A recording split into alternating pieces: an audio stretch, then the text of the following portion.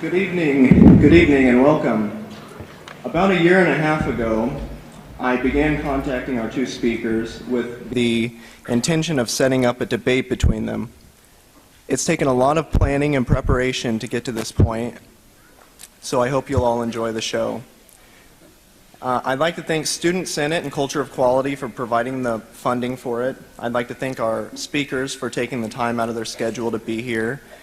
And I'd like to thank our faculty moderator, Dr. Janice Brandon-Falcone.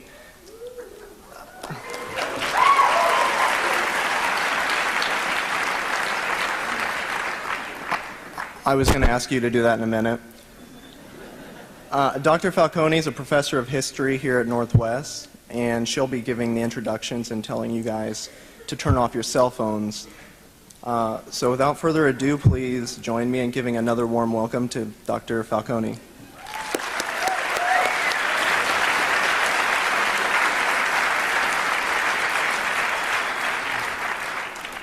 Can you hear me? Do I need to bring this? Okay. Well, actually, I think we need to give Landon Hedrick a very big thanks. At Northwest, we like to think that we empower our students, and he took this idea and ran with it as long and far as he could, and he is largely the one that we should credit with organizing this, with obtaining funding, with checking with faculty. So Landon, give him a big thanks.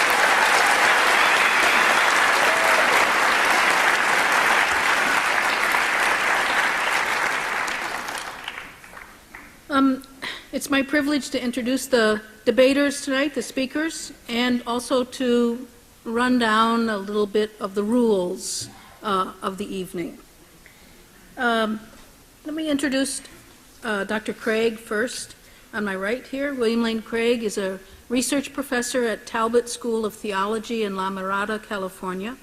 He earned a doctorate in philosophy at the University of Birmingham, England, before taking a doctorate in theology from the Ludwig Maximilians University of Munich, Germany, at which latter institution he was, for 2 years, a fellow of the Alexander von Humboldt Stiftung, writing on the historicity of the resurrection of Jesus. He spent 7 years at the Catholic University in Leuven, Belgium, before taking his post at Talbot in 1994. He has authored or edited over 30 books, including the following: Assessing the New Testament Evidence for the Historicity of the Resurrection of Jesus, Will the Real Jesus Please Stand Up? That's not a question to the audience, that's the title of his book. And he co-authored that book with John Dominic Crossan. And Jesus' Resurrection, Fact or Figment with Gerd Ludemann, as well as numerous articles in professional journals such as New Testament Studies, Journal for the Study of the New Testament, Expository Times, and Kerygma and Dogma. He and his wife Jan have 2 children. His website is www.reasonablefaith.org. And he will be debating Dr. Richard Carrier, and he is a nationally renowned secular author of Sense and Goodness Without God, and a widely heard speaker and lecturer. Dr. Carrier earned his PhD at Columbia University in ancient history. He specializes in the intellectual history of Greece and Rome, particularly ancient philosophy, religion, and science, with emphasis on the origins of Christianity and the use and progress of science under the Roman Empire. His website is aptly named www.richardcarrier.info. So, now, a little briefing on the rules.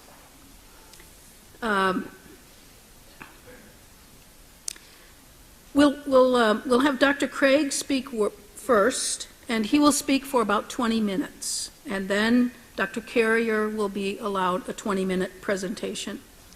Dr. Craig will then have 12 minutes for a rebuttal, and Dr. Carrier will also have 12 minutes for a rebuttal. Then Dr. Craig will have 8 minutes for a rebuttal, and Dr. Carrier 8 minutes for a rebuttal, and then we'll limit their final rebuttals to 5 minutes each. And then we'll follow that with the question and answer period from the audience. A couple of other rules. One is, I know that people in Northwest Missouri are unfailingly polite and courteous, but sometimes this topic might raise people's passions. And I would just ask you to allow courtesy to each speaker without making claps and yells and whistles and boos and whatever. So I would ask that of you, and I know that you're all capable of that.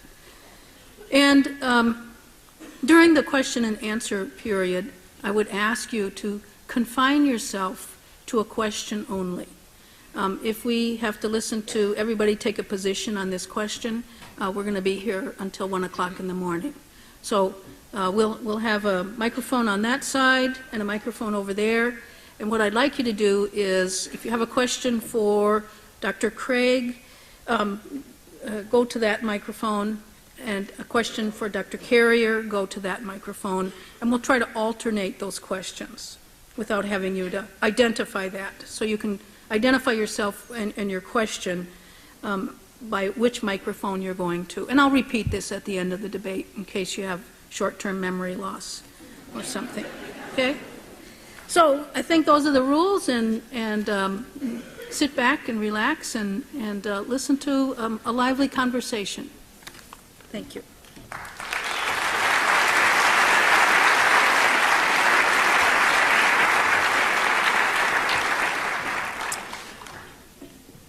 Good evening. I want to begin by thanking the Philosophy Club for the invitation to participate in tonight's debate, and I also am glad for Richard's willingness to participate as well. Now, the question before us this evening is, did Jesus rise from the dead? In my opening speech, I'm going to lay out some reasons why I answer yes to this question, and I presume that Richard will lay out his reasons for saying no.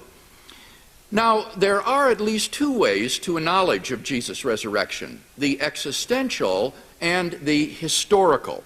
Tonight, I want to focus on the historical case for Jesus' resurrection.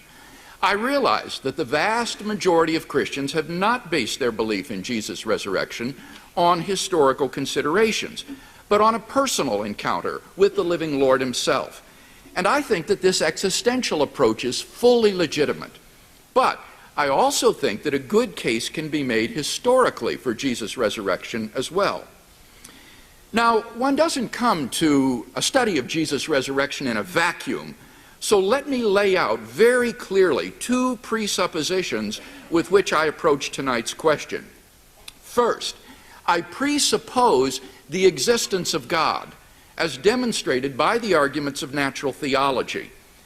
This is the approach taken by classical defenders of the resurrection, such as Hugo Grotius, Samuel Clarke, and William Paley, as well as by such contemporary scholars as Wolfhard Pannenbach, Richard Swinburne, and Stephen Davis. And it's the approach that I've taken in my published work. Now, I realize that Richard doesn't share this presupposition. He's an atheist who denies that God exists. This is a huge difference which will, of course, radically affect how we assess competing explanations of the facts. But our time and topic are limited tonight, so if we want to debate about the existence of God, we may just have to schedule another debate. Second, I presuppose that our background knowledge includes a good deal of information about the historical Jesus, including his radical personal claims, his teaching, and his crucifixion.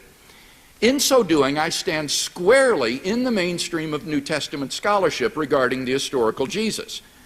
Again, I realize that Richard doesn't share this presupposition.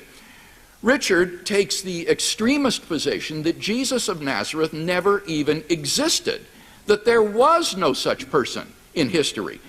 This is a position which is so extreme that to call it marginal would be an understatement. It doesn't even appear on the map of contemporary New Testament scholarship. So I'm also very safely situated with respect to my second presupposition. In tonight's debate, then, I propose to defend two major contentions. One, there are four historical facts which must be explained by any adequate historical hypothesis: Jesus' burial, the discovery of his empty tomb, his post-mortem appearances, and the origin of his disciples' belief in his resurrection. And two, the best explanation of those facts is that God raised Jesus from the dead. Let's look at that first contention more closely. I want to share 4 facts which are accepted by the large majority of New Testament historians. Fact number 1, after his crucifixion, Jesus was buried by Joseph of Arimathea in a tomb. Scholars have established this fact on the basis of evidence such as the following. 1, Jesus' burial is multiply attested in early independent sources. The burial account is part of Mark's source material for the story of Jesus' passion. This is a very early source, which is probably based on eyewitness testimony and dates to within a few years of Jesus' crucifixion. Moreover, Paul, in his first letter to the church of Corinth, also cites an extremely early source for Jesus' burial, which most scholars date to within a few years or even months of the crucifixion. Independent testimony to Jesus' burial by Joseph is also found in the special sources behind Matthew and Luke and in the Gospel of John. Historians consider themselves to have hit historical pay dirt when they have 2 independent sources for the same event. But we have the remarkable number of at least 5 independent sources for Jesus' burial, some of which are extraordinarily early. 2, as a member of the Jewish Sanhedrin that condemned Jesus, Joseph of Arimathea is unlikely to be a Christian invention. There was an understandable hostility in the early church toward the Jewish leaders. In Christian eyes, they had engineered a judicial murder of Jesus. Thus, according to the eminent New Testament scholar Raymond Brown, Jesus' burial by Joseph is very probable, since it is almost inexplicable why Christians would make up a story about a Jewish Sanhedrist who does what is right by Jesus. For these and many other reasons, most New Testament critics concur with Dale Allison's verdict that all in all, it is highly likely that Jesus' corpse was placed in a tomb by Joseph of Arimathea. Fact number 2, on the Sunday after the crucifixion, Jesus' tomb was found empty by a group of his women followers. The wide majority of scholars also concur with this fact. Here, Richard finds himself among that minority of scholars who deny the fact of the empty tomb. He claims that the empty tomb story is a fictional literary creation of Mark.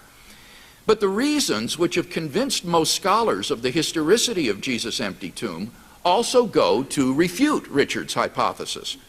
1, the historical reliability of the burial account supports the empty tomb. If the account of Jesus' burial is accurate, then the site of Jesus' grave was known in Jerusalem to Jew and Christian alike. In that case, it's a very short inference to the historicity of the empty tomb. So long as a corpse lay interred in Joseph's tomb, a Christian movement in Jerusalem founded on belief in the resurrection of Jesus would never have arisen. 2, the empty tomb is multiply attested in independent early sources. Mark's passion source didn't end with Jesus' burial, but with the story of the empty tomb, which is tied to the burial account verbally and grammatically. Moreover, Matthew and John rely on independent sources about the empty tomb. Jesus' empty tomb is also mentioned in the early sermons, independently preserved in the Acts of the Apostles, and it's implied in the very old tradition handed on by Paul in his first letter to the Corinthian church. Thus we have multiple early attestation of the fact of the empty tomb in at least 4 independent sources. Therefore, it can't be a Markan literary creation, as Richard imagines.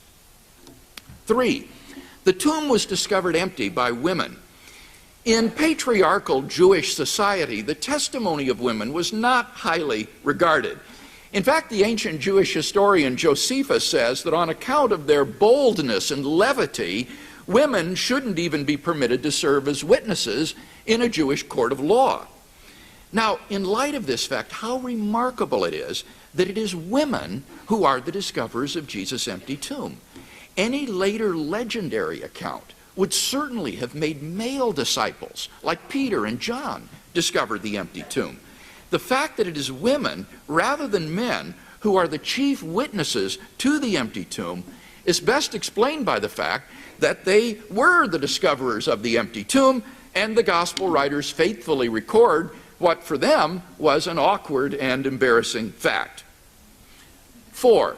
The story is simple and lacks theological embellishment. Mark's empty tomb story is uncolored by the theological and apologetical motifs that would be characteristic of a Christian creation. For example, it's remarkable that in Mark's account, the resurrection of Jesus is not actually described at all.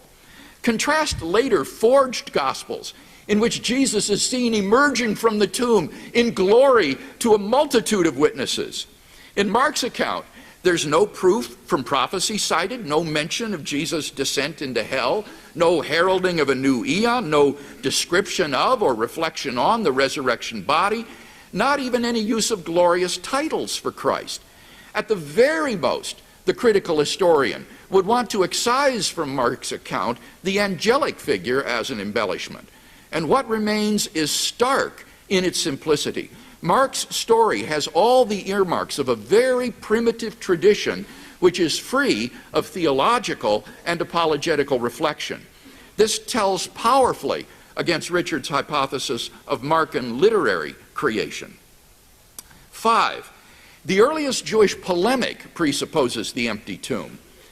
In the 28th chapter of Matthew, we find a Christian attempt to refute the earliest Jewish polemic against the resurrection.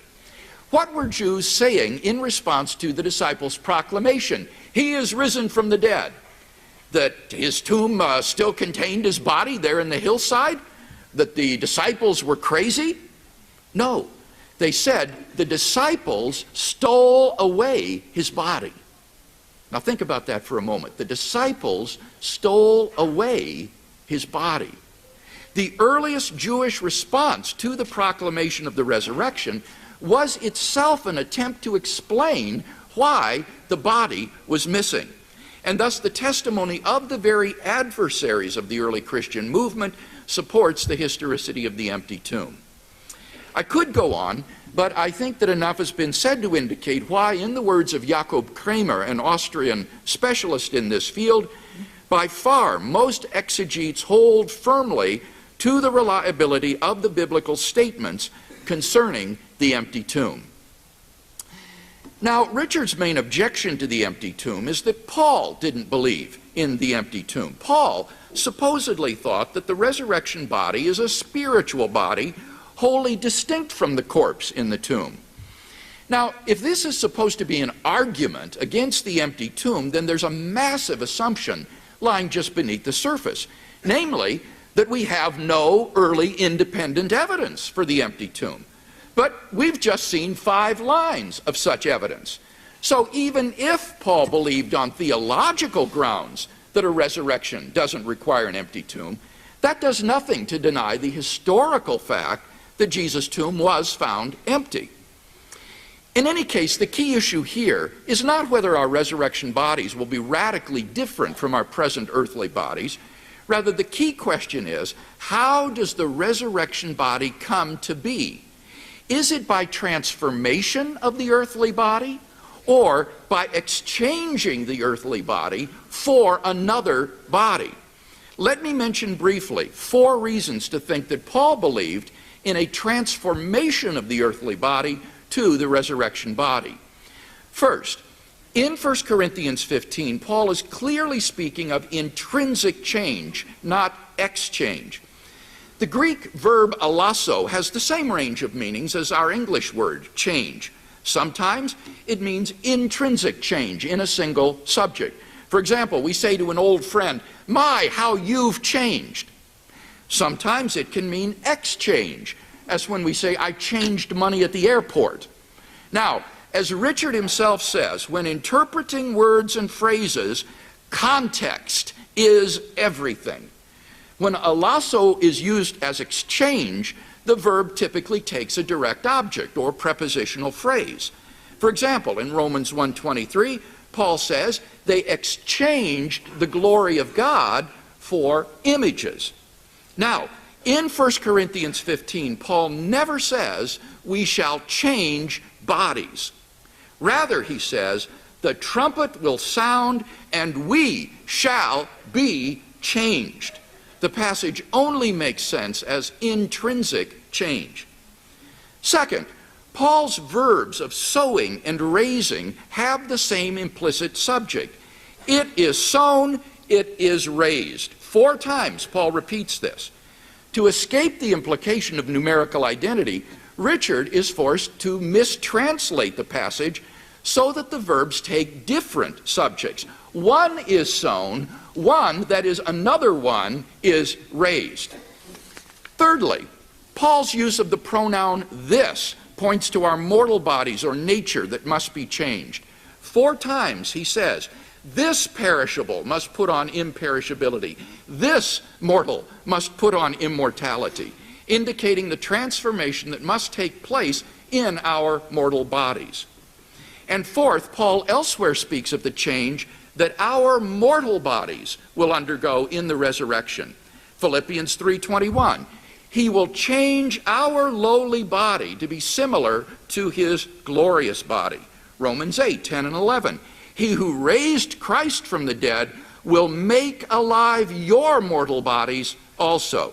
Romans 8:23, we await adoption, the redemption of our bodies.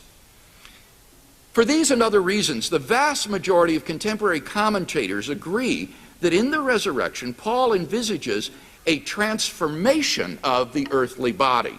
Accordingly, we can say, no corpse left behind. Fact number 3.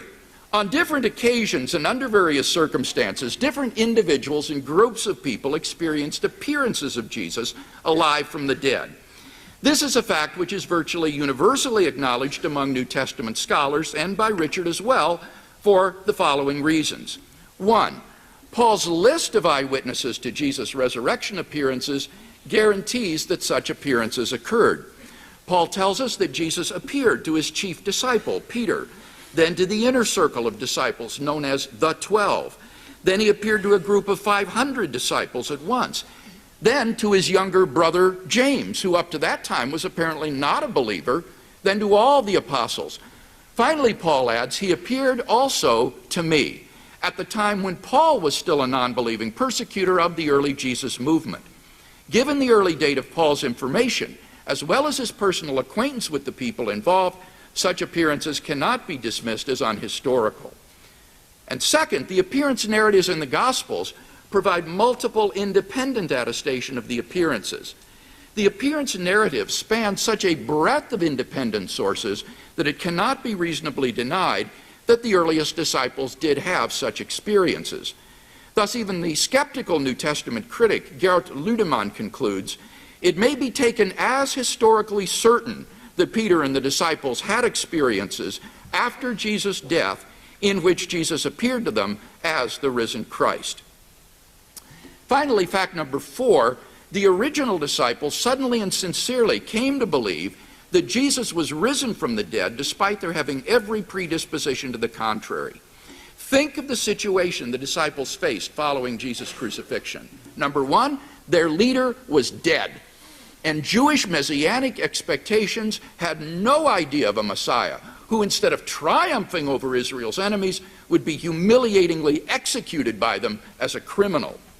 2, Jewish beliefs about the afterlife precluded anyone's rising from the dead to glory and immortality before the general resurrection of the dead at the end of the world. Nevertheless, the original disciples suddenly came to believe so strongly that God had raised Jesus from the dead that they were willing to die for the truth of that belief. But then the obvious question arises, what caused them to believe such an un-Jewish and outlandish thing? Luke Johnson, a New Testament scholar at Emory University, muses, some sort of powerful, transformative experience is required to generate the sort of movement earliest Christianity was. N.T. Wright, an eminent New Testament historian, concludes, that is why, as an historian, I cannot explain the rise of early Christianity unless Jesus rose again, leaving an empty tomb behind him. In summary, then, there are 4 facts agreed upon by the majority of scholars who have written on the subject: Jesus' burial, his empty tomb, his post-mortem appearances, and the origin of the disciples' belief in his resurrection. That brings us then to the second major contention, that the best explanation of these facts is that God raised Jesus from the dead. In his book, Justifying Historical Descriptions, historian C.B. McCullough lists 6 tests which historians use in determining what is the best explanation for given historical facts. The hypothesis, God raised Jesus from the dead, passes all of these tests. 1, it has great explanatory scope. It explains all 4 of the facts before us. 2, it has great explanatory power. It explains each fact well. 3, it is plausible. Given the historical context of Jesus' own unparalleled life and claims, the resurrection serves as divine confirmation of those claims. 4, it is not ad hoc or contrived. It requires only one additional hypothesis, that God exists, which I take to be established by the arguments of natural theology. 5, it is in accord with accepted beliefs. The hypothesis, God raised Jesus from the dead, in no way conflicts with the accepted belief that people don't rise naturally from the dead. I accept that belief as wholeheartedly as I accept the hypothesis that God raised Jesus from the dead. And finally, number 6, it far outstrips any rival theories in meeting conditions 1 to 5. No naturalistic hypothesis has attracted a great number of scholars. On the basis of what I've said, then, I think that the best explanation of the facts is the one that the original eyewitnesses gave, that God raised Jesus from the dead. Today, the rational man can hardly be blamed if he concludes that on that first Easter morning, a divine miracle occurred.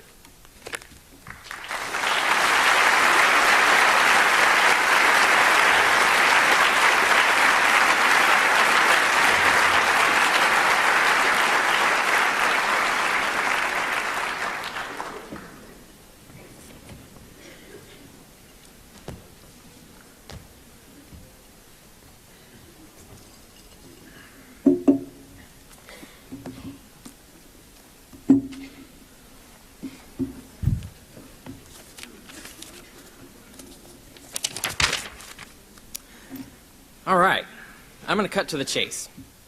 Dr. Craig has only 2 sources of historical evidence in reality: the epistles and the Gospels. Point blank, my argument is the Gospels have no relevant value as historical sources, and the epistles don't tell us anything we can prove was unnatural.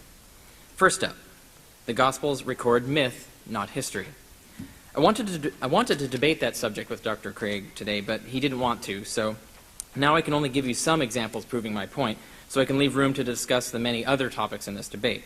But I can assure you, if I had more time, these examples could be multiplied a dozen times over. One of the clearest examples of myth-making in the Gospels is the Barabbas narrative. According to Mark, the Romans occupying Judea had a custom of releasing a prisoner every year on the Jewish holiday, whoever the Jews voted for. So Pilate asks the Jews if they want him to release Jesus Christ. And instead, the chief priests convince everyone to ask for Barabbas instead, a convicted murderer who had rebelled against Rome. Now, there is no evidence the Romans ever had such a custom of releasing just any prisoner the Jews wanted. Nor is it at all plausible the Romans certainly would not let loose a murderer and a traitor, least of all because the very people who rebelled asked them to. But Mark's story clearly copies an actual ritual the Jews performed at their temple every year at Yom Kippur. 2 goats would be selected. One would be chosen to be the scapegoat, and all the sins of Israel would be placed upon it, and it would be released into the wild, to be claimed by the devil. While the other goat would be sacrificed, and its blood would atone for the sins of all Israel. Now, as it happens, Barabbas is a fake name. In Aramaic, it means son of the father. So here we have 2 sons of the father, Barabbas and Jesus. One who carries the sins of Israel, murder and rebellion, and is released to the mob, and the other whose blood atones for the sins of all Israel. So here we have a historically unbelievable story involving a man with a fake name that nevertheless carries deep symbolic meaning. By definition, that's a myth. This story has been constructed by the author for its symbolism. It's not a historical report of anything that actually happened. Now, there are many more examples like this surveyed in the works of biblical scholars like Randall Helms and Thomas Brodie and Burton Mack and Jonathan Reed and Helmut Koester and many more.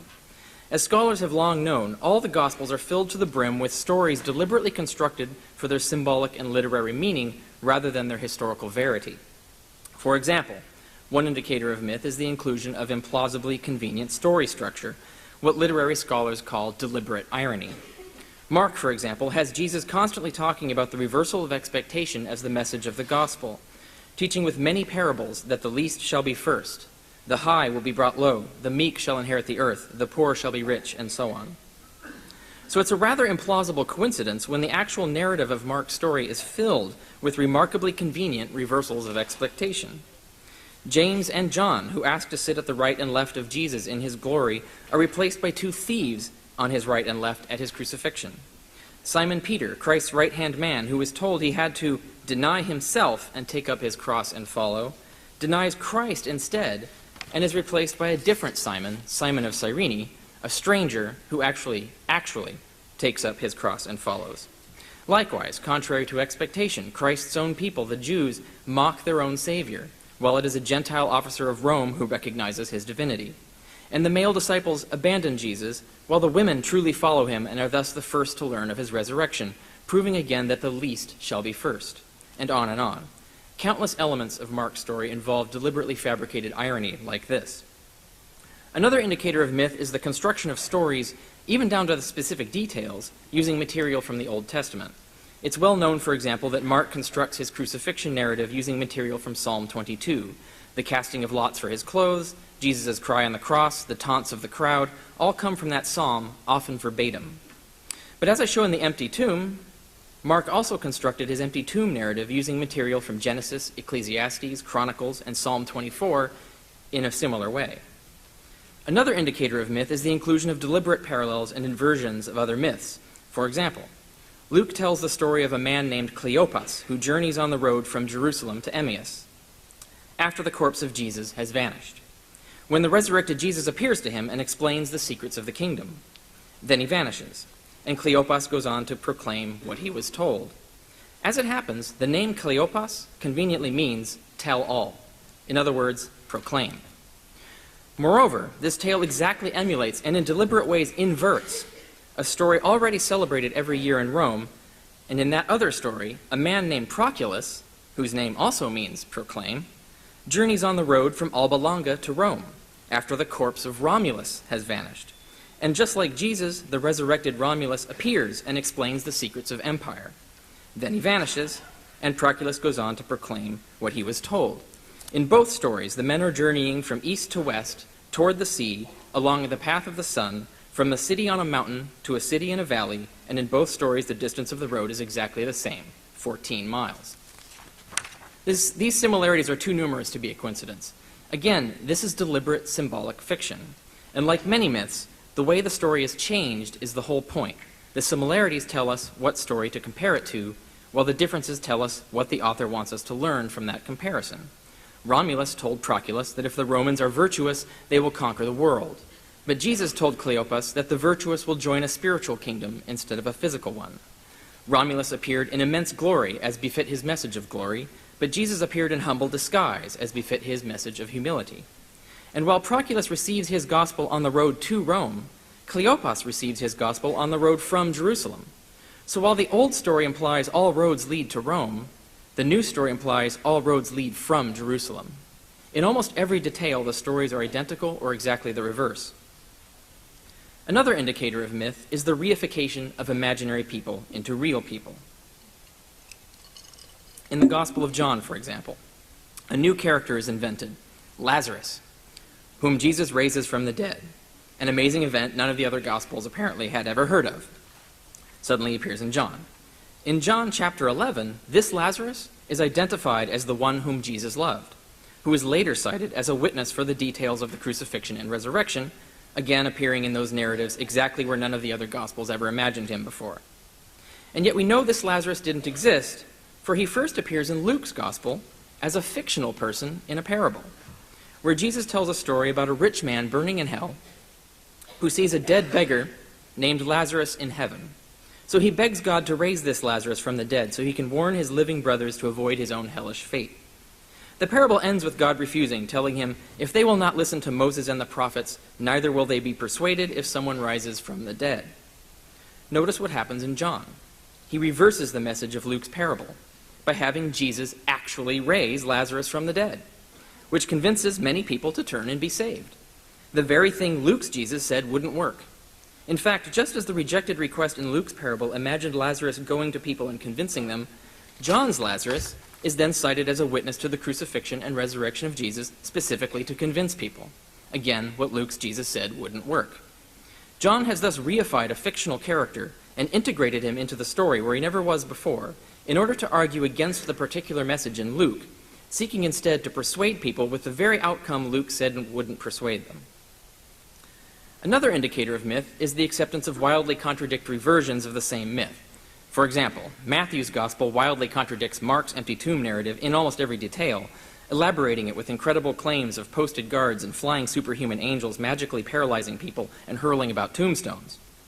Again, in the empty tomb, I demonstrate where all these crazy changes came from. Matthew completely rewrote the empty tomb story in Mark in order to portray Jesus as a new Daniel in the lion's den, borrowing exact words, phrases, and details from the book of Daniel in order to construct this new story. Okay, I've only given you a few examples, but all the Gospels are full of mythical narratives like this, cover to cover, where stories are constructed symbolically, mining the Jewish scriptures and pagan myths for symbolic details. Histories are not written this way. These are myths, the telling of implausible tales that never happened, but are constructed with symbolic meaning. The Gospels routinely invent even very public events that never happened. Mark invents a darkness covering the whole world for 3 hours that no one else saw. Matthew invents a rock-splitting earthquake no one else noticed, as well as a horde of resurrected corpses parading into Jerusalem, leaving hundreds of empty tombs behind, which again no other author had ever seen or heard of, and on and on. As with these events, and Barabbas and the guards at the tomb, and so on, the Gospel authors routinely made up entire people and events, simply to communicate their message through symbols, metaphors, and parables. That means we can't trust anything they say is historical, since we know for a fact from these very examples and many others that they were writing symbolic fiction. We have no reason, therefore, to believe their empty tomb narratives or their appearance narratives were anything more than symbolic fiction as well. Even if some history is lost in there somewhere, having no other sources, we have no way of knowing which details are historical and which made up. And therefore, no evidence in the Gospels can be used to argue for the resurrection of Jesus. So we can't trust what the Gospels say. What do the epistles say? Paul says in Galatians 1, "I make known to you, brethren, that the gospel I preached is not according to any man.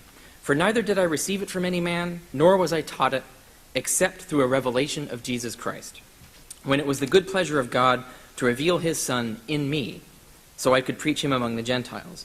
I did not confer with flesh and blood right away, nor did I go to Jerusalem to see those who were apostles before me, but I went off into Arabia, and then back to Damascus. Then only after 3 years did I go to Jerusalem to visit Cephas. And even then I remained unknown by face to any of the churches in Judea." So Paul tells us he received the gospel by revelation, not human testimony. What gospel does he mean? He tells us that in 1 Corinthians 15. "For I make known to you, brethren, the gospel that I preached to you, which you also accepted, and in which you now stand.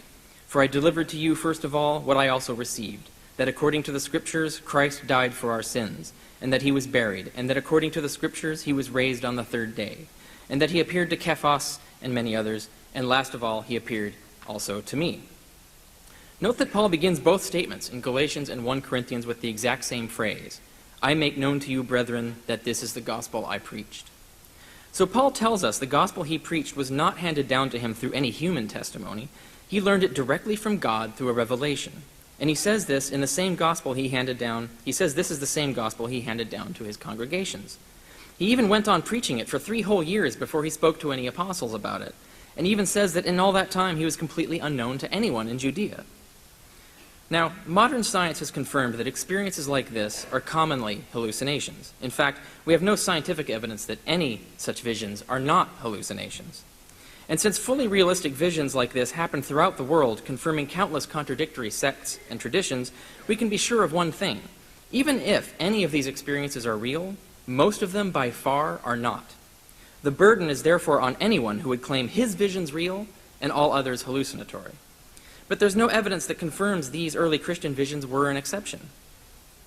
So most likely they were hallucinations, just like all other religious visions in history, as many scholars argue. Paul even tells us what inspired these hallucinations. He says the scriptures told him the Christ would rise from the dead. So, inspired by scripture, he and others hallucinated a Jesus telling them exactly that. And Paul makes no relevant distinction between his experience and anyone else's. As far as the epistles tell us, as far as we can tell, all the apostles learned of the resurrection of Jesus through scripture-inspired hallucinations. Since there is no evidence in the epistles of the apostles having any evidence for the resurrection other than religiously motivated hallucinations, Paul never mentions, for example, the discovery of an empty tomb. And since we know hallucinations are fabrications of the mind, these experiences cannot be used as evidence for an actual resurrection of Jesus. Instead, the epistles prove the early Christians were frequent hallucinators. Paul had visions quite often. Several times in his letters, he mentions receiving commandments and instructions directly from a heavenly Jesus. He once even relates an entire conversation he had with God. And he implies he or someone he knew had actually visited heaven in one of these visions and saw and heard all kinds of marvelous things there. And it's clear Paul completely believes all of this. Paul reveals that many other Christians in his churches were hallucinating on a regular basis as well. He writes entire sections about the brethren entering ecstatic trances and prophesying and relaying communications of spirits and speaking in tongues. The book of Acts confirms all of this, including several instances of Christians having visions of beings and objects in the sky that no one else saw.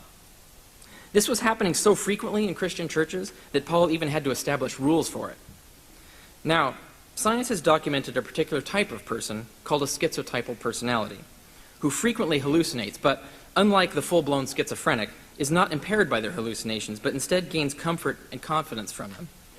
In antiquity, such people would obviously gravitate towards the acceptance of ecstatic religious movements, like the many mystical Jewish sects of the time, which also reported hallucinations they took to be real communications from God.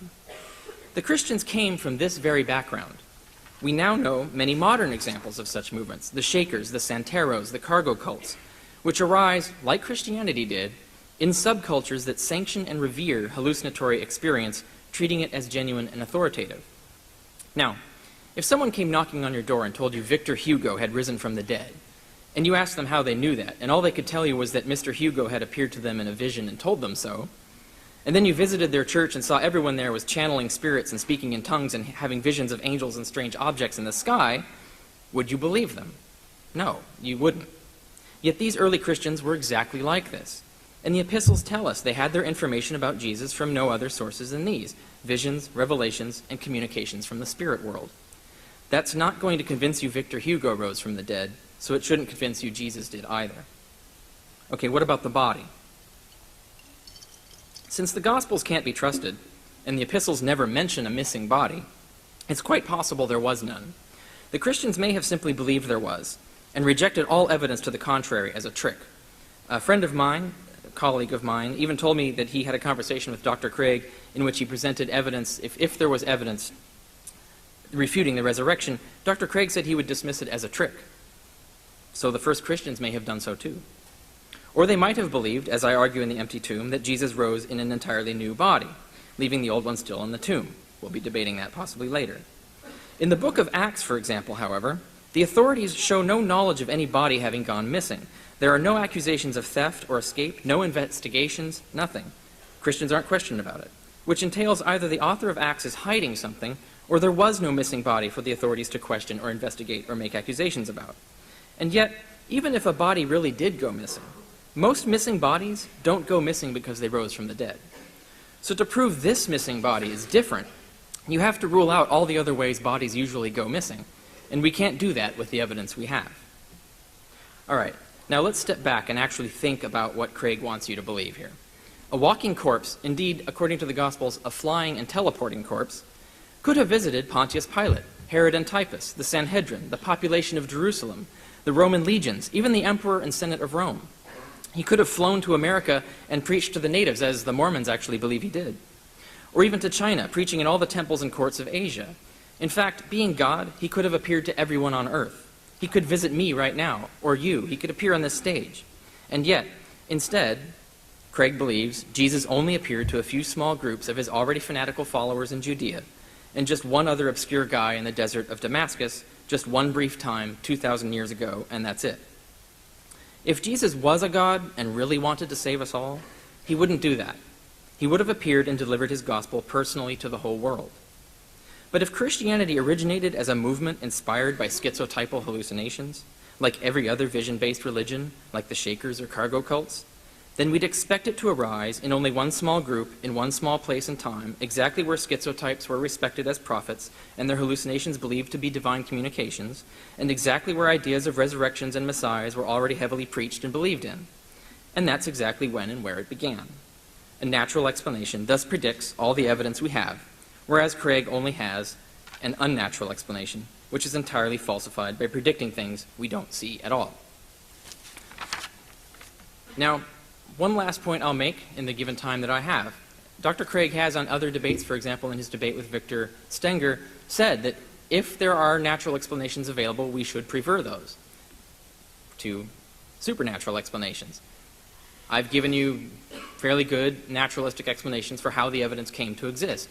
There isn't any evidence to refute those naturalistic explanations. We can't rule them out. So what we have here is an argument that completely bypasses what Dr. Craig is talking about. A lot of the points he made are actually irrelevant in light of what I've argued here today. Now, he's said one thing in particular that I'll respond to in my last minute here. He pointed out that I actually argue that Jesus didn't exist. That's not strictly speaking true. I argue that it's a hypothesis that needs to be considered that I find persuasive, but I have consistently argued in public many times that this is a theory, this is a hypothesis that needs to be subjected to peer review, needs to be moved through and generate a consensus before we can argue it. So in this debate here today, I am completely assuming that the consensus is correct, that Jesus existed. I'm even agreeing with Dr. Craig's argument that Jesus was buried. Completely agree with that. That's the consensus position. Until we can actually argue against it and present evidence against it, we should go with that. And the appearances, I also agree, obviously, that there were appearances, but I argue that the appearances were hallucinations. There isn't really any evidence to discount that. And I'll end with that, and we'll continue more later on.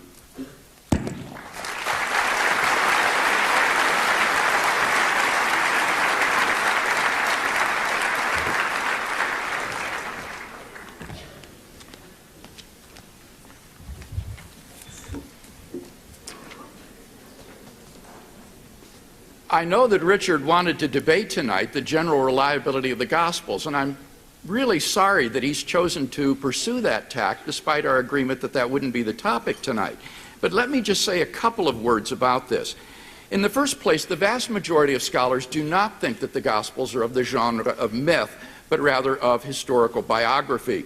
R.T. France, a New Testament scholar, writes, "At the level of their literary and historical character, we have good reason to treat the Gospels seriously as a source of information on the life and teaching of Jesus.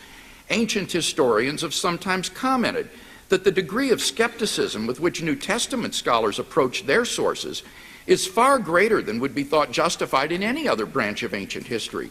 Indeed, many ancient historians would count themselves fortunate to have 4 such responsible accounts written within a generation or two of the events. The decision as to how far a scholar is willing to accept the record that they offer is likely to be influenced more by his openness to a supernaturalist worldview than by strictly historical considerations. The majority of New Testament scholars today recognize that the Gospels are not of the genre of myth. They're of the genre of ancient biography. According to Craig Keener, a Gospel scholar, all 4 Gospels fit the general genre of ancient biography, the life of a prominent person. And these biographies have a historical interest.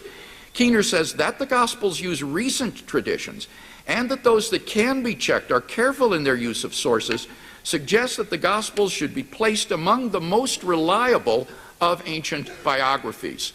Just to take one example, the example of Barabbas, the acclamation of the people, acclamatio populi, played a significant role in Roman legal administration, and there are numerous examples of Roman magistrates who heeded a crowd's wishes. For example, in Egypt in AD 85, the Roman governor released an accused to the crowd, even though he deserved a scourging. And why couldn't someone in that time be named Barabbas? That would symbolize son of the father. There's nothing the matter with that as a Jewish name. So I don't think that you can impugn the evidence for the resurrection by a sort of general attack upon the gospel's reliability. Most scholars think that the 4 facts that I outlined are part of the historical core of the gospel, however you might want to judge other things in the gospels. Now, before we look at those 4 facts, Richard did ask a general question.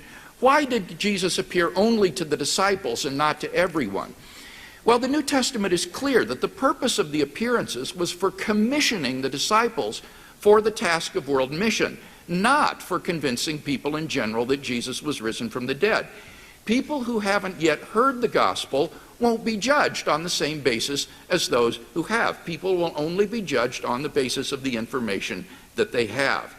Now, with that out of the way, let's look at those 4 facts on which I based my case tonight. First, the burial of Jesus. We saw that it was multiply attested, and that Joseph of Arimathea is the historical person who buried Jesus, and Richard had no response to either of these 2 lines of evidence. Secondly, I talked about the support for the empty tomb. First, the burial account supports the accuracy of the empty tomb story. No response from Richard.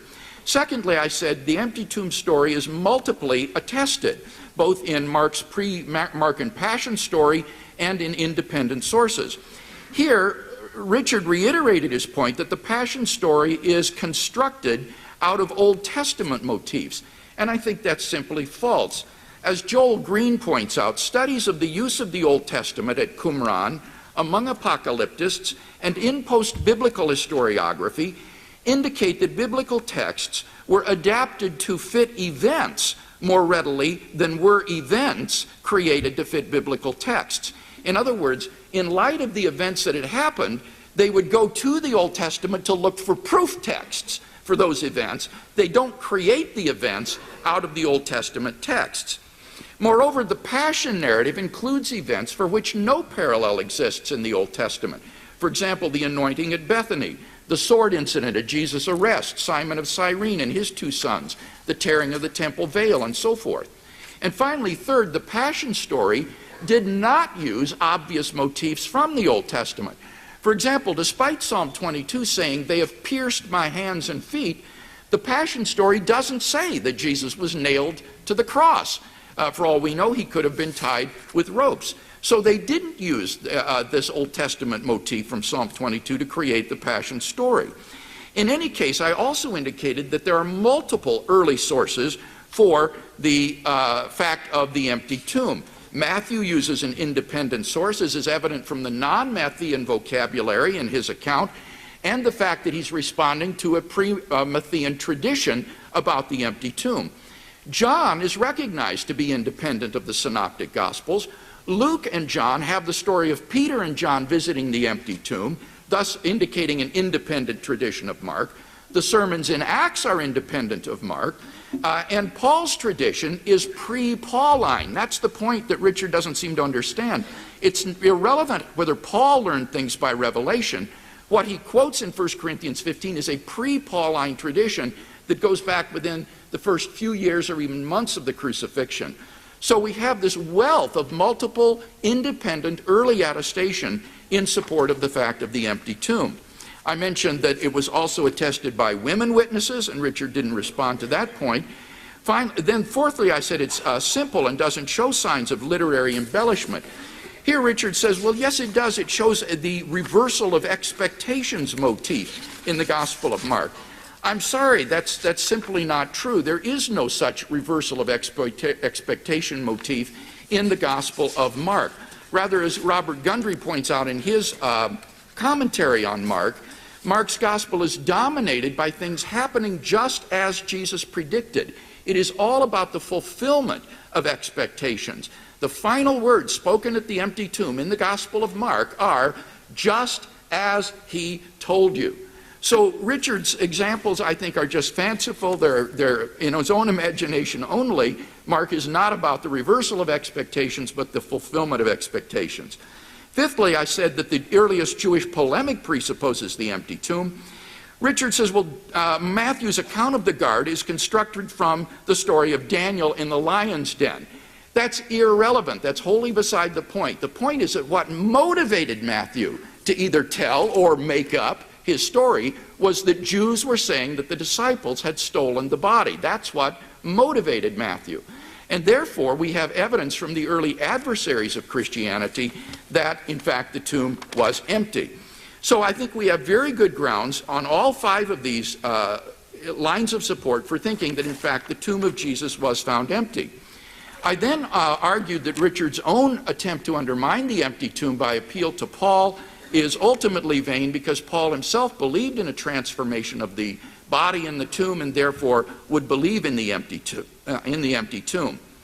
Thirdly, we talked about the 2 lines of evidence in favor of the appearances, and Richard admits that these occurred. He merely tries to explain them away as hallucinations, and we'll deal with that in a moment. Finally, number 4, the origin of the Christian faith. Again, we saw that what the disciples came to proclaim and believe was completely contrary to Jewish expectations, and therefore requires some sort of radical transformative experience to account for what happened to them. Now, given that those are the 4 facts that are accepted by the majority of New Testament scholars today for the reasons that I've laid out, the question then is, what is the best explanation of these facts? And here Richard talks about hallucinations occurring, perhaps theft of the body or some such thing. I want to suggest that none of these naturalistic explanations really stack up when they're assessed by the criteria that I mentioned in my first speech. Just look at them. First of all, explanatory scope. The apparent death theory, the theft theory, the wrong tomb theory only try to explain the empty tomb. The hallucination theory only tries to explain the appearances. No naturalistic theory can explain all 4 facts before us. And as Richard says in another context, the sign of a good theory is its ability to explain all the data by the same single thesis. So the resurrection hypothesis exceeds these naturalistic theories in explanatory scope. Secondly, explanatory power. No naturalistic theory does a good job of explaining the origin of the disciples' belief in Jesus' resurrection. Theft and wrong tomb theories don't explain why the disciples would come to this outlandish and un-Jewish conclusion that God had raised Jesus from the dead. Hallucinations of the dead, however real, don't lead to belief that the person is alive. As N.T. Wright says, in the ancient world, visions of the dead were not taken as evidence that they were alive. They were taken as evidence that they were dead. And besides that, visions of the exalted Jesus would at most have led to the conclusion that he had been assumed into heaven, which is a different category in Jewish thought from resurrection from the dead. Thirdly, plausibility. The apparent death theory is utterly implausible medically and physically. The pious theft theory is anachronistic in attributing to Jesus' disciples the motive to either fake his assumption or resurrection. And the followers of no messianic movement through the first century before Jesus through the first century after Jesus ever did or claimed such a thing about their executed would-be Messiah. The wrong tomb or relocation theories are implausible because once the disciples began to preach Jesus' resurrection, the Jewish leadership would have been only too glad to point out the disciples' stupid error in going to the wrong place. The hallucination theory is implausible in trying to psychoanalyze past historical figures. You can't do that, and that's why psychobiography is a failed genre of historical writing. Thus, Richard calls Paul a happy schizoid in his work, and he calls Mary a psychotic. You can't do that responsibly. You can't do psychoanalysis on historical figures. Besides, the diversity and the number of the experiences outstrip anything in the psychological case books. Number 4, the theory must not be ad hoc. The wicked witch theory that Richard has propagated is ad hoc because there's no evidence whatsoever, literary or archaeological, of the use of human body parts in healing or necromancy in first century Israel. To postulate such practices in Judea, and especially Jerusalem, is completely ad hoc. Now, I could go on, but the point is that on virtually every count, naturalistic theories are inferior to the resurrection hypothesis.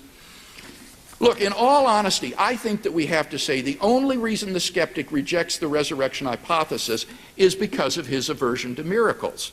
But if God exists, as my argument presupposes, then how can you say justifiably that it's improbable that God would raise Jesus from the dead? The real question is this then: how open are you to the existence of God?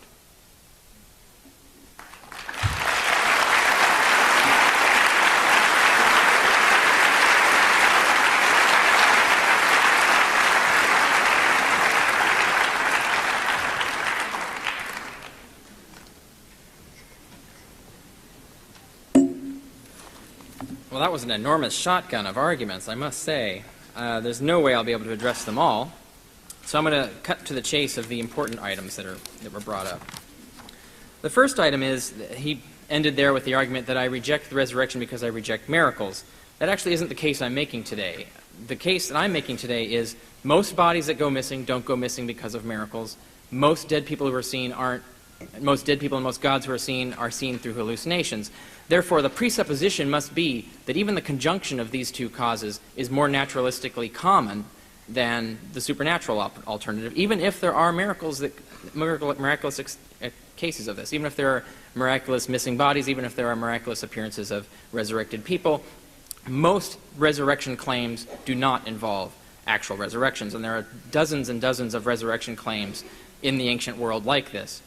So the same thing would have to be argued, that we should prefer naturalistic explanations until we can rule them out, and we don't have sufficient evidence to rule them out. Now, another thing he pointed out was, why resurrection? Why would they believe that Jesus was raised from the dead? Well, one reason is that the conjunction of items in Scripture, Daniel, Isaiah, the wisdom of Solomon, all create this character of the Messiah who's going to be executed. They can see it. Daniel says, the Messiah shall be executed, yet there is no judgment upon him.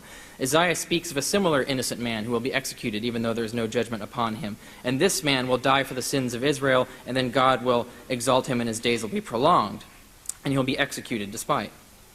The wisdom of Solomon has a similar thing, where he'll be resurrected, and he'll be rewarded for being executed with resurrection. And we also have a recent inscription found with the Apocalypse of Gabriel, which says that the Messiah will be resurrected on the third day, exactly as Paul says.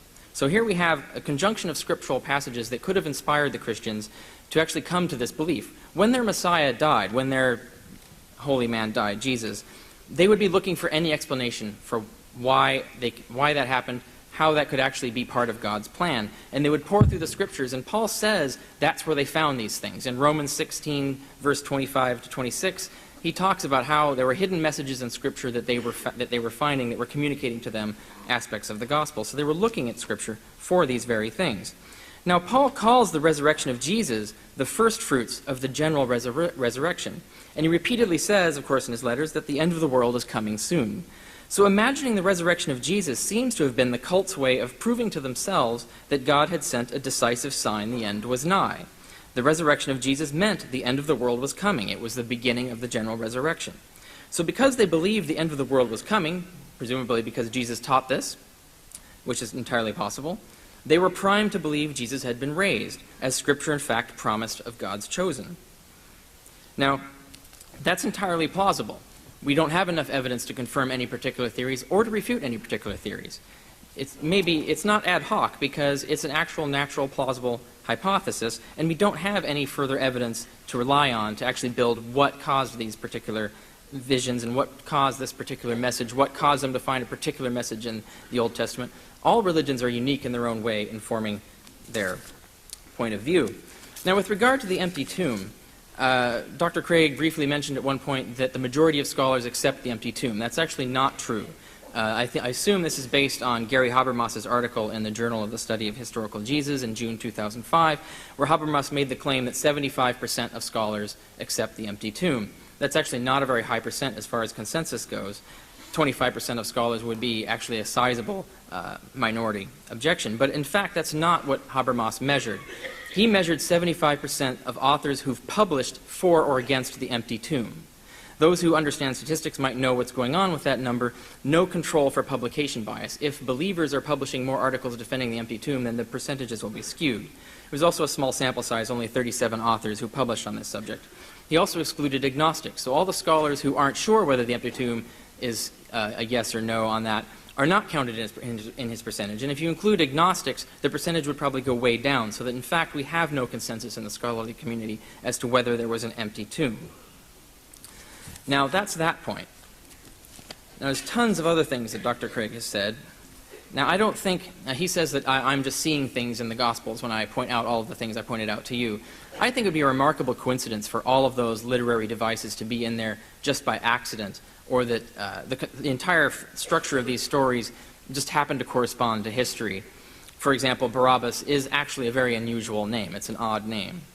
And definitely the fact, even if it wasn't an odd name, the fact that it's in that story and exactly where it would have that particular meaning of a parallel between two sons of the Father in a story that exactly mimics the atonement ceremony of the temple ceremony of the temple Jews, that exactly fits the gospel message that Christ is the atoning sacrifice that is dying for the sins of Israel.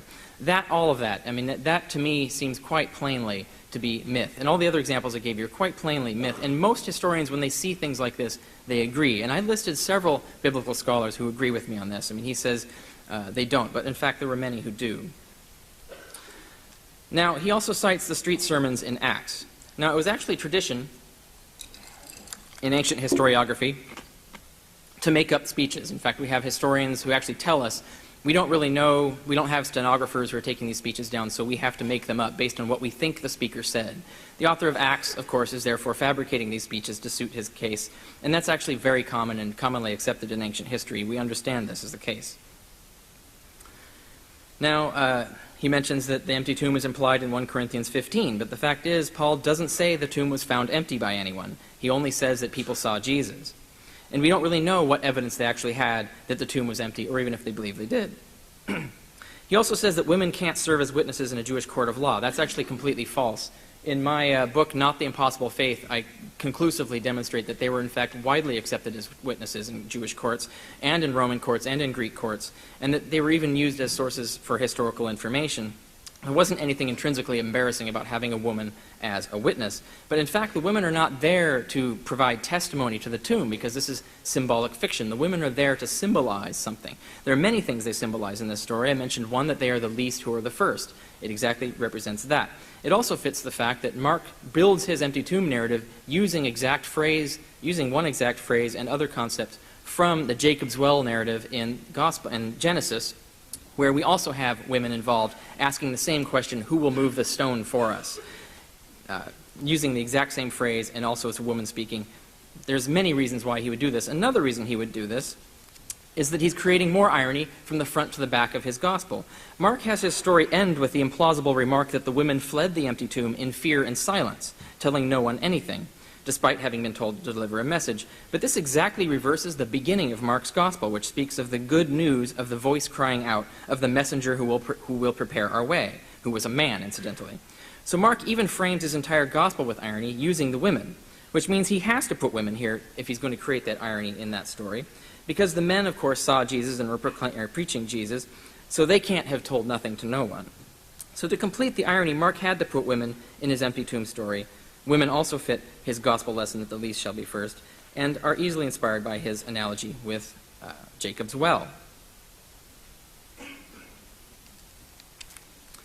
Now, he says the empty tomb story is uncolored by theological motifs. I don't think that's relevant. It's not necessary that when Mark is constructing this symbolic myth that he would put any particular motifs in there, except the ones he wanted to put in there.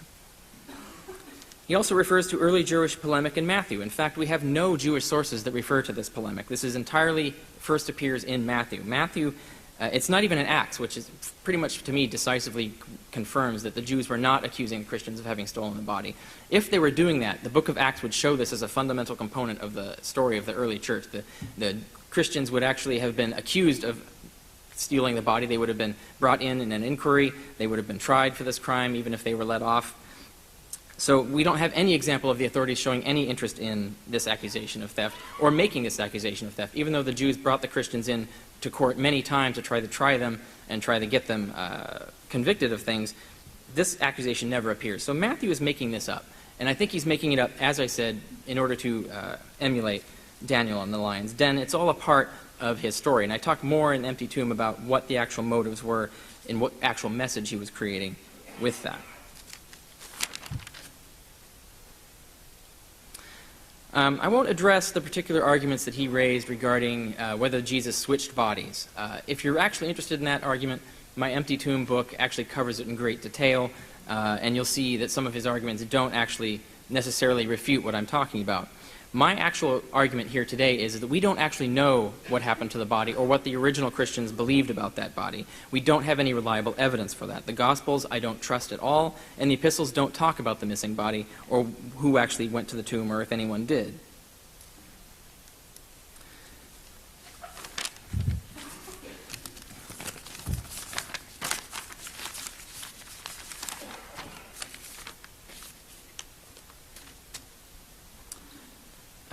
All right, what else do we have here that is actually relevant to what I'm talking about? I gave many examples in the Gospel of Mark of reversal of expectation, so I don't think I'm seeing things there. You can judge for yourselves whether those things represent what I'm talking about. You don't need to take his word for it or any other particular scholar's word for it. And then he asks that he says that radical transformative experience is needed. I'm saying there was one. There was a hallucination, exactly like you have other cults when they're facing failure. They have revelations, experiences that tell them how to move on, how to reinterpret what has happened to them. And I'm arguing that this is what happened in this case, and we don't really have any way to disprove that because we don't have any really good evidence as to what was actually going on in the original church. And he argues that no naturalistic theory can explain all the facts. Well, it's not necessary for one particular cause to explain all the facts. If we have multiple causes, that actually happens as well. Very many historical events are the result of multiple causes going together. But again, we don't even know if there were multiple causes in this case because we don't know what happened to the body. He also says you can't do psychoanalysis on historical figures. I'm not doing psychoanalysis. Psychoanalysis is a Freudian thing. I'm talking about actual established cognitive science that we know today about schizotypal personalities, about the anthropology of actual religious movements and visionary movements. This is something that we know in our background knowledge is common and typical. And what I'm saying is we should go with what's common and typical until we have evidence confirming the contrary. We don't have adequate evidence to confirm the contrary in this case.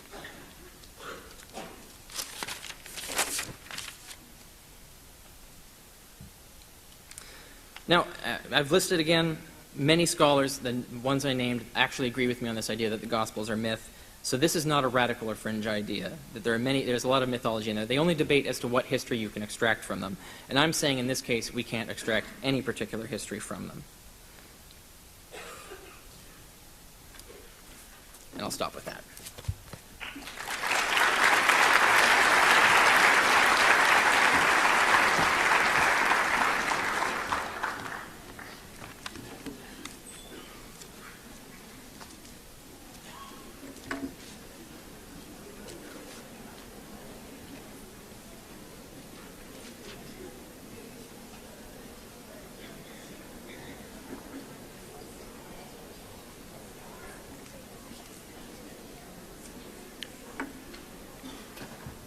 Let's review those 4 facts that I said are established by the majority of New Testament scholars today. First, Jesus' burial in the tomb by Joseph of Arimathea. Richard has never disputed that tonight, and yet that is extremely important because the belief in Jesus' resurrection could never have arisen in Jerusalem in the face of an occupied tomb.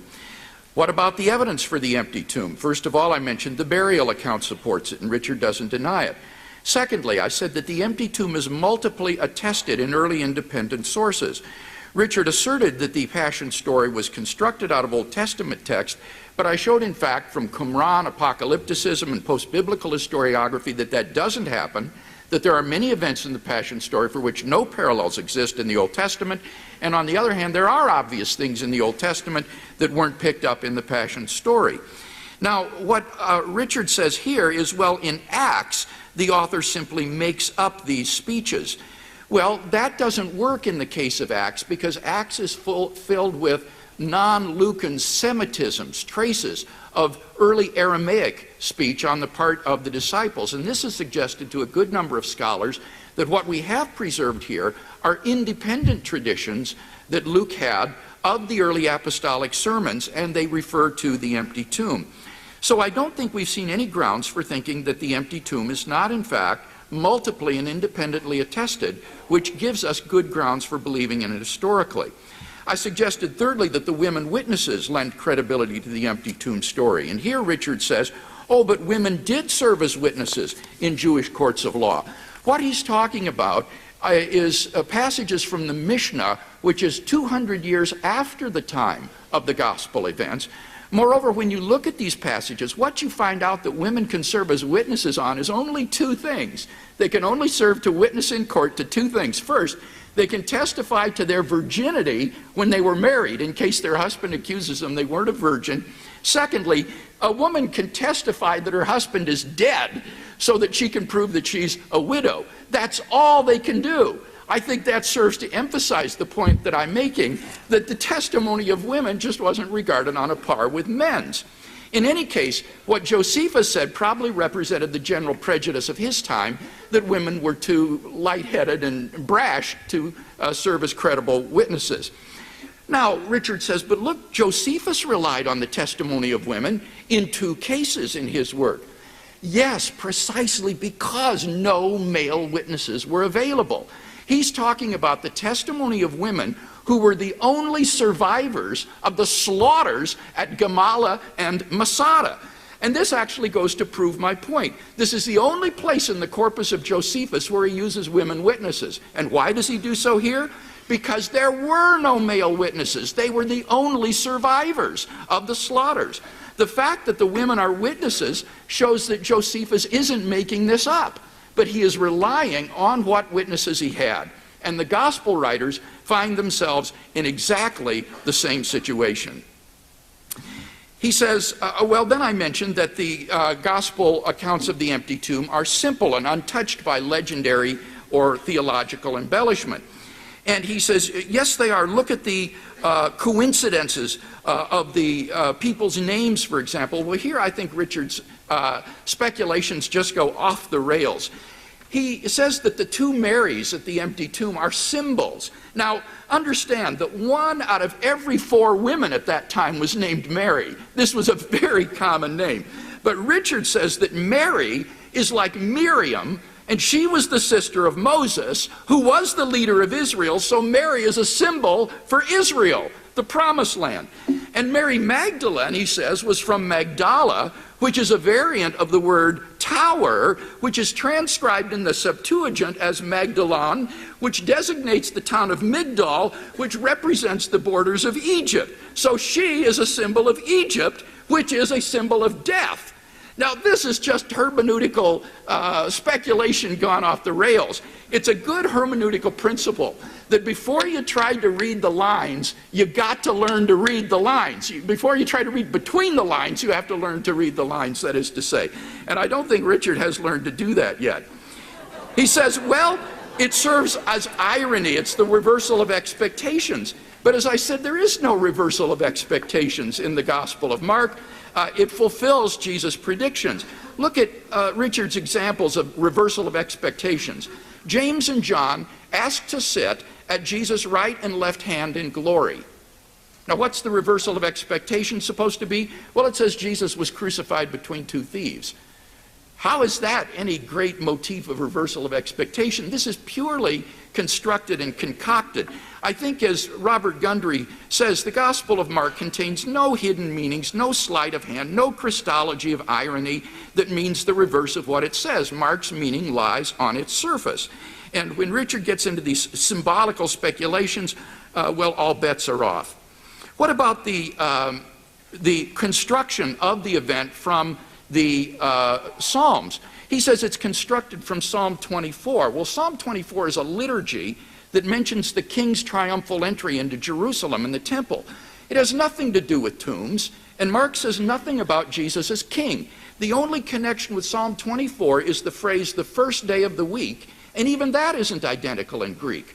So again, this is just all fanciful in Richard's mind. I don't think that there's any persuasive grounds here for thinking that this is a literary creation. 5, the Jewish polemic presupposes the empty tomb. He says this appears only in Matthew. Right. Matthew felt obligated to refute this Jewish rumor. He wouldn't refute the rumor unless it was going around, and that rumor was that the body had been stolen, and that's why it was missing. And I think this goes to support the empty tomb. So I think we got 5 good grounds for affirming the historicity of the empty tomb, and that's why, in fact, most scholars do support it. I didn't quote Gary Habermas as my support for that. I quoted Jakob Kramer, who is an Austrian specialist, and you remember said by far most exegetes support the empty tomb. What about the point about Paul's testimony? Let me have let me have slide 19, if I may here. There are 3 absurd theses that Richard defends that need to be gotten out on the table here with regard to Paul's teaching. The first of these is that the Corinthian error that Paul sought to correct was the belief that because Christ was already a spiritual man, he could rise from the dead while leaving his earthly body in the grave, while we could not. Nobody thinks that this was the Corinthian error. Absurd thesis 2, that the resurrection body is identical with what Paul called our inner man, which is growing inside us and will finally come out at the resurrection in an organized form like Casper the ghost. Those are Richard's words. This absurd interpretation has more in common with the movie Alien than with Pauline thought. Paul nowhere identifies the inner man in Christ with the resurrection body. And the third absurd thesis is that the spiritual resurrection body we have is really part of Christ's resurrection body and therefore of God himself. This turns Paul into a Buddhist who thinks that we return like a drop to the ocean and denies personal immortality in contradiction to Paul. So I think that Richard's exegesis is just fanciful here. He's an admirable bibliographer, but honestly, Richard's just hopeless as an exegete. This is crank exegesis, which no Pauline scholar would accept.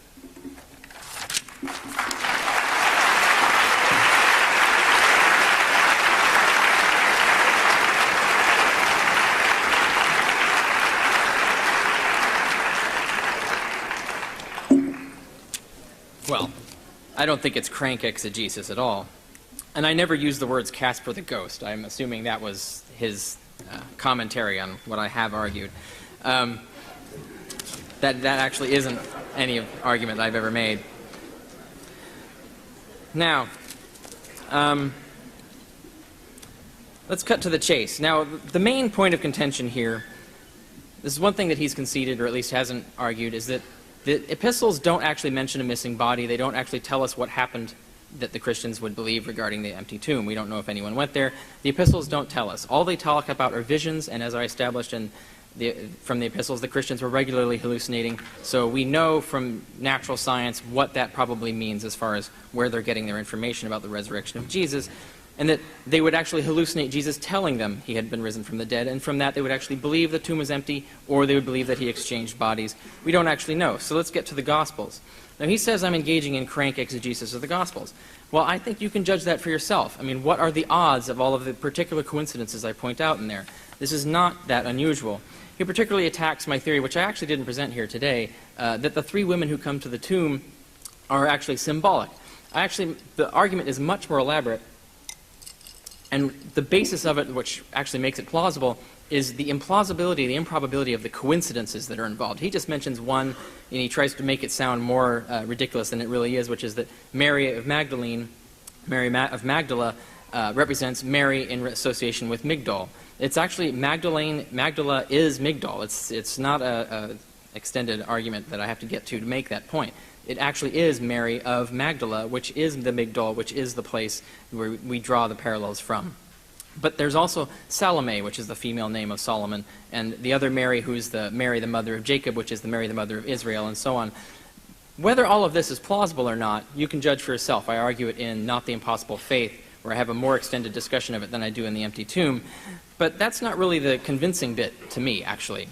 That's something that I look for and I think is actually plausible after I've already discovered elements of the thing that I find are highly improbable and look like actual symbolic messages. As I pointed out, this is symbolic fiction. The Cleopas narrative, for example, is a clear case of this. The Barabbas narrative, I think, is a clear case of this. The improbability of these things, as history, makes no sense, but as deliberate fiction makes complete sense. Now, Mark's use of the empty tomb narrative, let me get to that.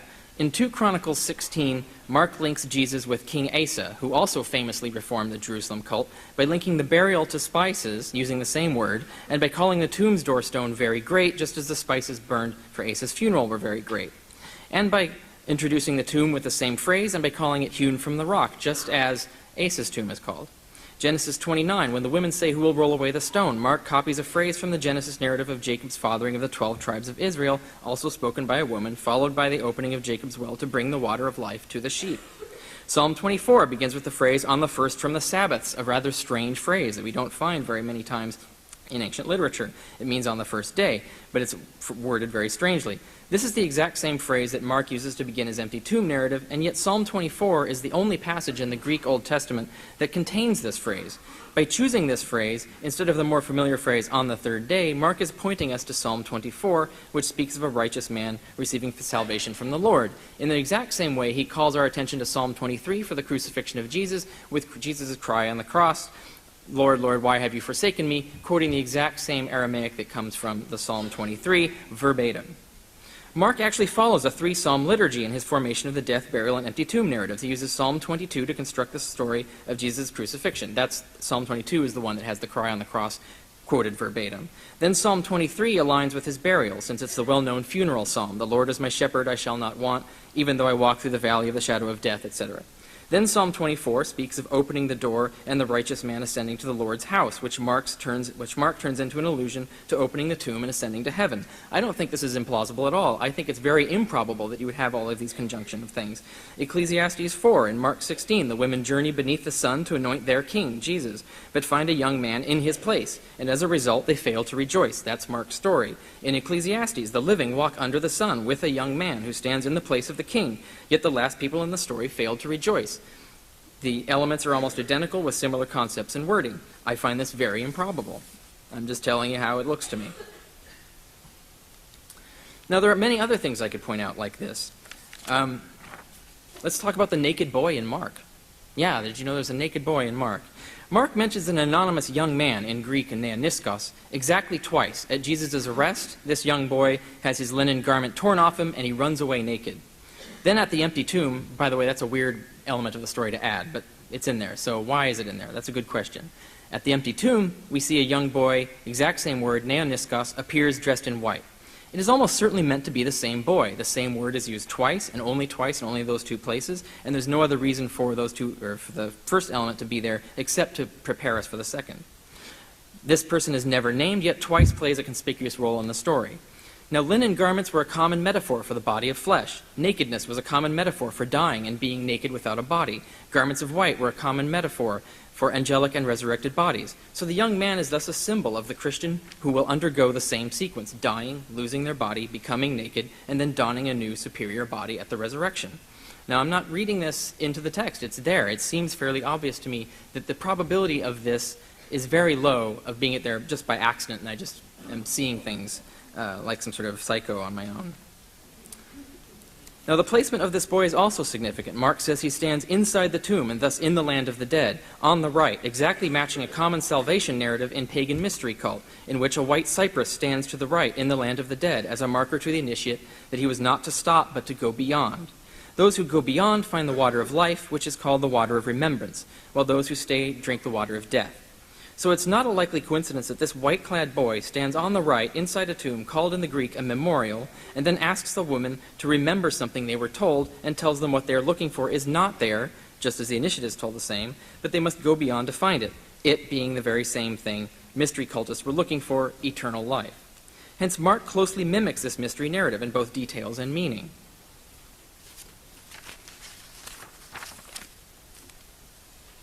Now, I want to reiterate that had Jesus actually risen from the dead by God, that he could appear to everyone, and he would have if he actually wanted everyone to be saved. It's not enough to say that God has an excuse for not appearing to people.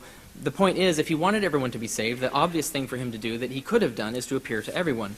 The fact that he only appeared to a few people is strange on that theory, but it makes complete sense on the theory that these are just hallucinations by primed believers, and even Paul, as an outsider, was also primed to come to the same conclusion, and he is alone, actually. There's no other enemies of the church that were converted to join the church.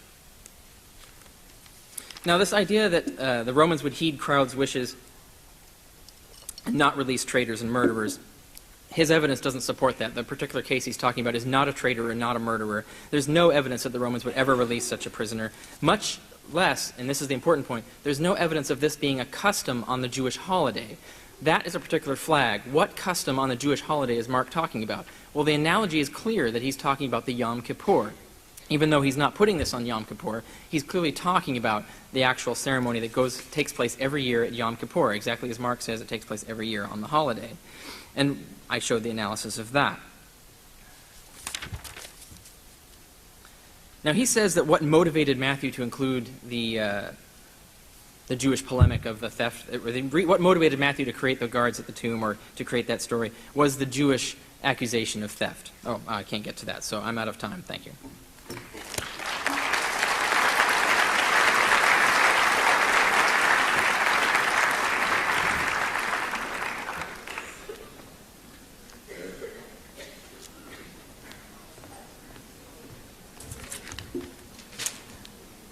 In my closing speech, I'd like to draw together some of the threads of this debate to see if we can come to some conclusions. First of all, I think it's clear that this general consideration that Richard wants to raise about wouldn't Jesus reveal himself to everyone is a philosophical, not a historical consideration that is really out of place in tonight's debate. The point is, theologically, that God will judge people based upon the amount of information they have, and the resurrection of Jesus just has no direct implications for whether you believe in universalism or inclusivism or exclusivism. This is not germane to tonight's debate. What is germane are those four facts that I said are abundantly attested by the evidence. First, you notice that the burial account has never been questioned by Richard tonight. We have good historical grounds for thinking that Joseph of Arimathea buried Jesus in the tomb. With respect to the empty tomb, my first argument for the empty tomb was the accuracy of the burial account supports the fact of the empty tomb, and Richard has never disputed that. Secondly, I argued that it's multiply attested in the pre-Mark and Passion story, in the special sources behind Matthew and Luke, in the independent Gospel of John, in the sermons and the Acts of the Apostle. This explodes Richard's idea that this is merely a literary creation, because when you have multiple independent attestation of the same event, it can't be all coincidentally made up by all these people so that exactly fits together. We have good grounds for thinking that this is, in fact, a historical event. Third, I argued that the women witnesses lend credibility to the narrative, and he didn't respond to that. Fourth, the narrative in Mark is simple and lacks signs of theological embellishment. Here, Richard reiterates that the Markan account is based upon Psalm 22 to 24. I think that holds no weight whatsoever. Remember Psalm 22, it's against literary borrowing because Psalm 22 says they have pierced my hands and my feet, and yet in the Gospels it never says that Jesus was nailed to the cross, or rather in Mark's pre-Mark and Passion story. Psalm 23 is not about dying. It's about being delivered from death, which is the opposite of the crucifixion. And as for Psalm 24, as I already said, it says nothing about tombs, and especially Mark says nothing about Jesus being the king. If he were copying Psalm 24, he would have said something like that. The phrase, the first day of the week, is not identical, contrary to what Richard asserted. It is different in the Greek. So there's simply no grounds for thinking that this is a literary creation based on Psalms 22 to 24. What about the Orphic mystery religions that he brought up in his last speech? Well, Richard gives away his case when he says, and I quote, Mark deliberately left out of his account everything in the Orphic narrative that he rejected and kept in everything that still had direct parallels with the gospel message, and then he changed the details specifically to convey how his message was different from the Orphics. This makes the hypothesis unfalsifiable and vacuous. The only motif that's left is the angel sitting on the right side. But in Judaism, the right side was commonly the favored side. So that shows no sign of literary dependence. Fourth, the Jewish polemic presupposes the empty tomb. Again here, the point is that Matthew is responding to a pre-Matthean tradition that goes right back to the early church in Jerusalem and the disputes with non-Christian Jews. What about the origin of the, what about the appearances? Richard doesn't deny those. The origin of the Christian faith. Here he did assert that there was an expectation of a dying Messiah in Daniel, But I want to point out that Daniel 9:24-26 was not understood as a messianic prophecy at this time. Rather, the Jews of Jesus' time would have understood the prince to be Antiochus Epiphanes, and the anointed one slain by him was the high priest Onias III in 175 BC, as narrated in 2nd Maccabees. So according to Jimmy Dunn, an eminent Jesus scholar, the most prominent and widespread expression of messianic hope was of a warrior king who would destroy the enemies of Israel. And yet the disciples came to believe in Jesus' resurrection despite those messianic expectations to the opposite. Finally, what about the best explanation? Here Richard says, well, most bodies that disappear aren't raised, and therefore it means the resurrection is improbable. Look, all that shows is that the resurrection is improbable relative to our general background evidence. But it doesn't show that it's improbable relative to the evidence of the empty tomb, the post-mortem appearances, and the origin of the Christian faith. Relative to that evidence, I think the resurrection is highly probable, indeed more probable than all of these naturalistic explanations that Richard has attempted to offer tonight.